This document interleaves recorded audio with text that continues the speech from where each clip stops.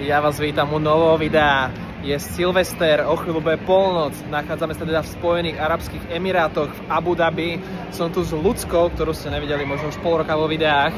Tak na nasledujúci výlet, ktorý pôjdeme teraz na najbližších, neviem prezradzať ešte koľko, neviem prezradzať akú krajinu, tak poďme teda spolu. Informácie o tomto výlete vám poviem asi po porade, možno neskôr. Ešte mám veľa videí, ktoré musím vydať predtým, ako vydám túto sériu ďalšiu z krajiny, do ktorej smerujeme. Spojené Arabské Emiráty, alebo teda Abu Dhabi, nie je naša destinácia, do ktorej smerujeme. Sme tu iba na jednu noc, na túto silvestrovskú noc. Došli sme sem pred chvíľou, okolo 8 sme pristali na letisku.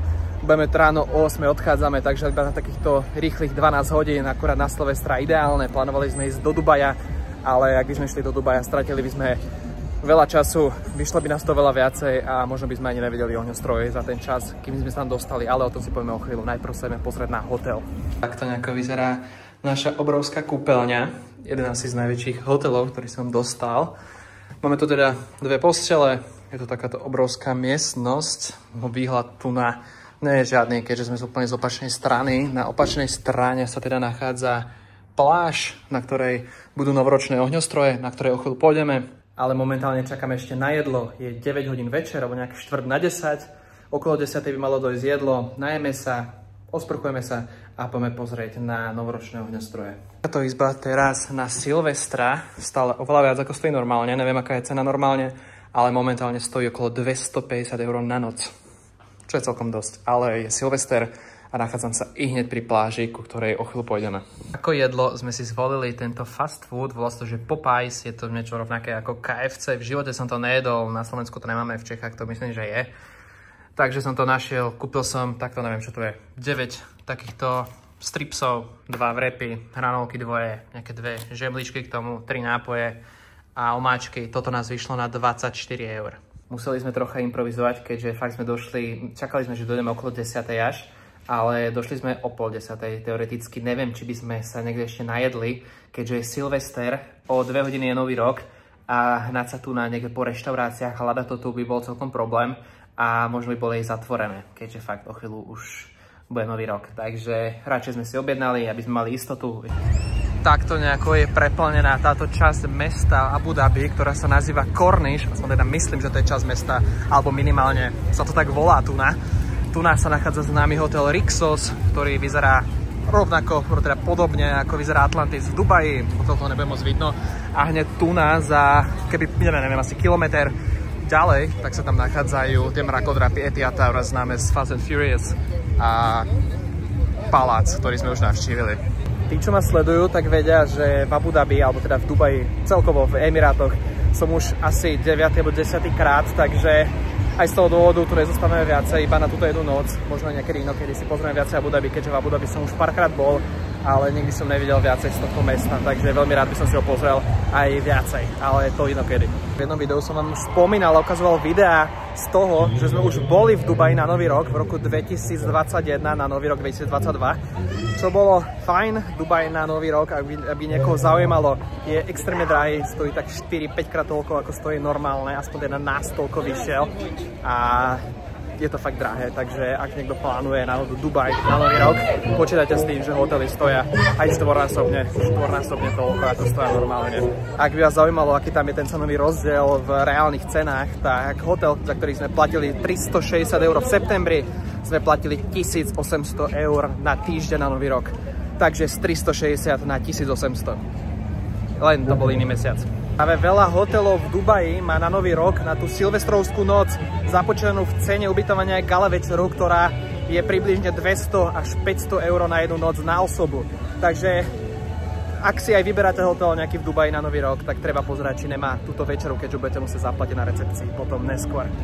Ináč pozdĺž celej pláže, úplne celej, sa nachádza tento, neviem, nejaký festival, alebo čo to je, nejaký park zábavný, ktorý sa volá, že Moton, áno, je to napísané festival, ktorý zabera absolútne celú túto pláž a nedá sa dostať teda k pláži, aby sme si pozreli ohňostroje, ktoré budú na druhom ostrove práve na druhej strane. Takže snažíme sa dostať úplne nakoniec, aby sme možno našli nejaký vstup tam, aby sme videli táčo aspoň. My už kráčame asi 40 minút od hotela, aby sme sa dostali na koniec toho festivalu, potom sú tu nejaké hotely a zaterasené veci a snáď to teraz uvidíme aspoň dačo. Máme 5 minút do nového roka. Aspoň nejaké ohňostroje by sme mohli vidieť. Za nami sú už tie známe mrakodrapy, myslím, že 5, každý má inú výšku a sú známe teda z filmu Rýchlo a zbesilo, kde preskakovali z tých aut do iného mrakodrapu, z jedného do druhého. A asi sme našli ten najlepší spot, aký sme mohli. Doteraz sme nevideli nič. Na posledné asi 3 minúty, alebo koľko máme do nového roka, sme našli toto pri mori, na druhej strane ten známy hotel Rixos. Takže odtiaľ to bude pekný výhľad na novoročný ohňostroj. Takže super.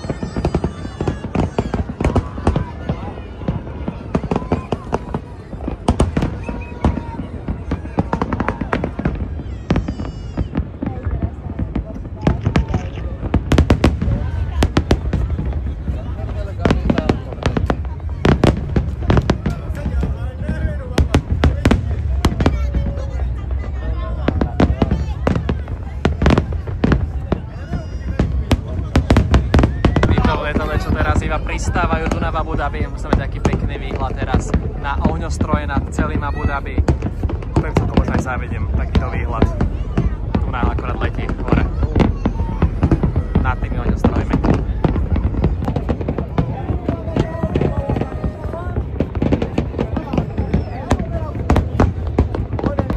Veľmi pekné ohňostroje, už 10 minút idú z obidvoch strán non-stop, takto strieľajú tieto ohňostroje. Na druhej strane z mesta nie sú absolútne žiadne, iba tu na tejto budove je odpočet a napísané, že šťastný nový rok. A to je asi celý ohňostroj, ktorý tu na Abu Dhabi je. Rovnako tak v Dubaji, keď sme boli, bolo iba na 2 miestach, jedno bolo v Dubai Marine a jedno z Burj Khalify. Takže iba 2 miesta tam boli taktiež, možno ich je viacej, ale tieto 2 miesta sú tie hlavné, odkiaľ odpalujú ohňostroje práve.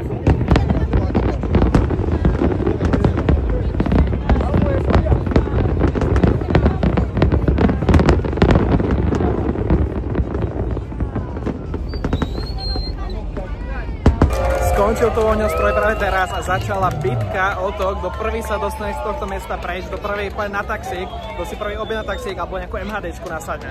Takže je tu toľko veľa ľudí, že toto potom takto vyzerá. Všetci sa tlačia, strkajú a ponáhľajú sa práve k východu.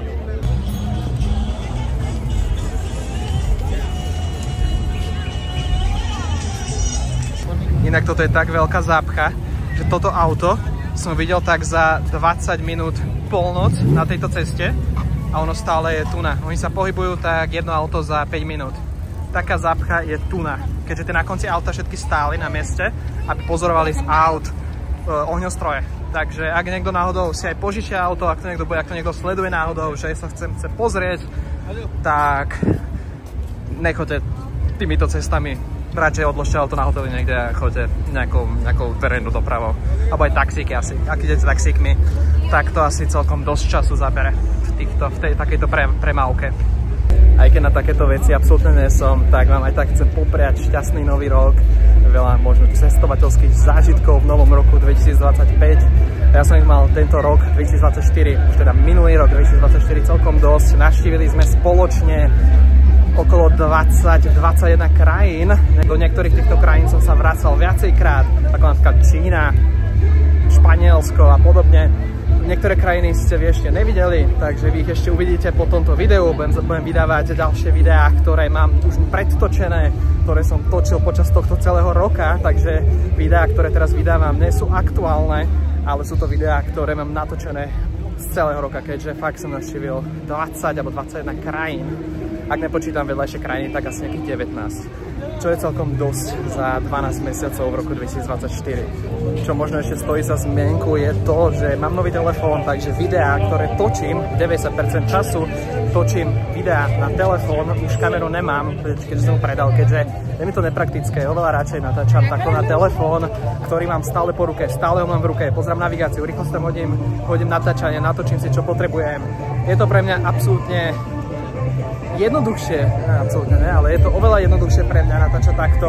Takže možno nejaké tie nočné videá aj teraz z tohto ohňostroja budú o čosi krajšie, keďže som aktualizoval o 3 generácie novší iPhone. Takže tie videá už sa posunuli, tieto nočné videá hlavne, možno aj kvalita cez deň. Takže akurát to na ďalšie videá, ktoré vy uvidíte až neviem kedy, budú o čosi v lepšej kvalite. To som chcel iba povedať. Inak toto je jedna z mojich prvých dovoleniek, na ktorú si beriem kufor so sebou, keďže sme išli, ideme do inej destinácie, neviem prezrať ešte kam. Nechajte sa prekvapiť, ako to niekoho zaujíma. Choďte pozrieť na môj Instagram, kde budem hádzať aktuálnu polohu, kde sa teraz nachádzam, nejaké tie storky a podobne, keďže toto video vydám hneď zajtra, alebo pozajtra. Neviem, kedy to vydám, ako to stihnem, keďže zajtra až čaká dlhý let a neviem, ako to bez internetom, neviem, ako to bez časom, keďže už túto noc som nespal, túto noc nebudem spať, keďže ráno odletáme.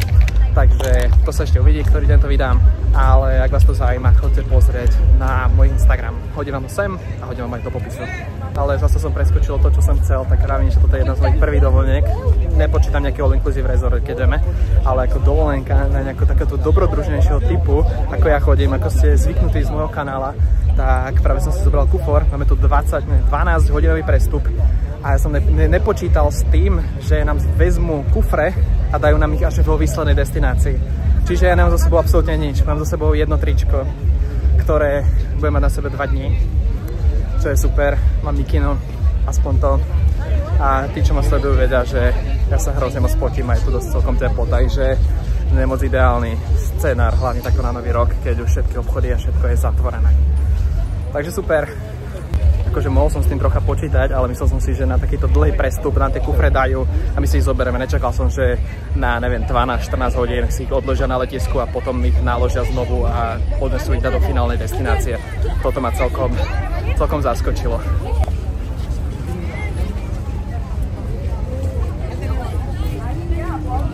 A keby vás to zaujímalo, čo to je za festival, keďže som sa teraz pýtal, tak vravia, že to je nejaký rodinný festival pre deti a zároveň nejaký festival s jedlom. Tu sa vracame si na nejaké cyklotrase.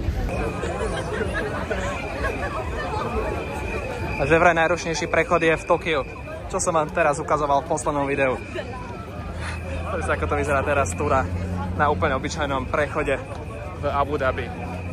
A to už bude všetko k tomuto videu. Ak by vás zaujímalo, tak za posledný rok, 2024, sme tu na nás zberali nejakých 2400 nových odberateľov a zároveň získali nejakých 340 000 pozretí, čo je celkom dosť. Takže ja vám všetkým ďakujem, že ma sledujete.